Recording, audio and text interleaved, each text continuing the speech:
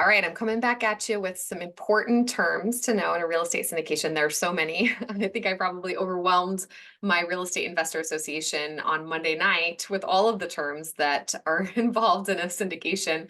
But it's important for you to know because at the end of the day is your money and your hard earned time and resources that you're spending in a syndication. So make sure you understand what you're getting into.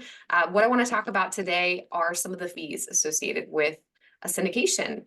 Typically, the way that these are structured is the GPs or the general partners get paid based on performance. If they're hitting the preferred return for their investors, they're getting a share of the profits after that. There's typically a split or waterfall, and they're getting maybe 30% of that after, again, the preferred return is hit. There's a split, maybe 70-30, 70 to 30, the LPs, 30% to the GPs. But there's also fees that are typically involved, and you should just know about them and ask about them. So the three that I'll hit on today are the acquisition fee.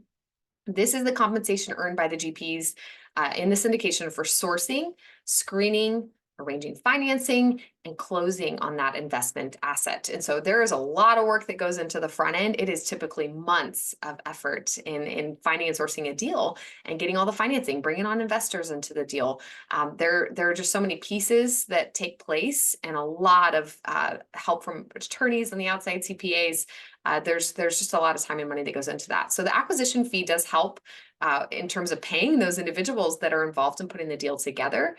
And then there's also an asset management fee. That's typically a recurring fee paid from the property revenues to the general partner for that asset management. So it's not necessarily them managing the property as in terms of being the property manager. Typically, there's another property manager that might be involved. It either could be internal property management or external that they're hiring.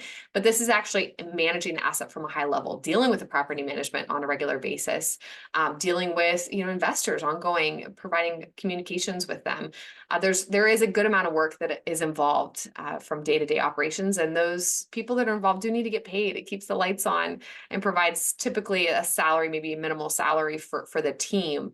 But I usually see that around 2 or 3%, as well as the acquisition fee around 2 or 3%.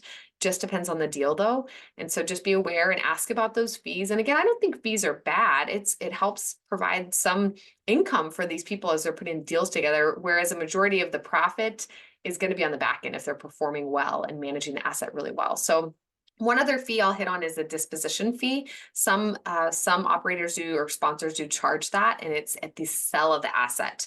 They're taking out a percentage based on everything that happened on the back end in terms of offloading and finding a really good buyer for the asset. So not all of them do that, but it is something that you might see from time to time is that disposition fee. So keep in mind acquisition fee, asset management fee, and disposition fee, and how that might impact your returns. Definitely ask lots of questions. Don't be afraid to ask questions. They should be answering those for you.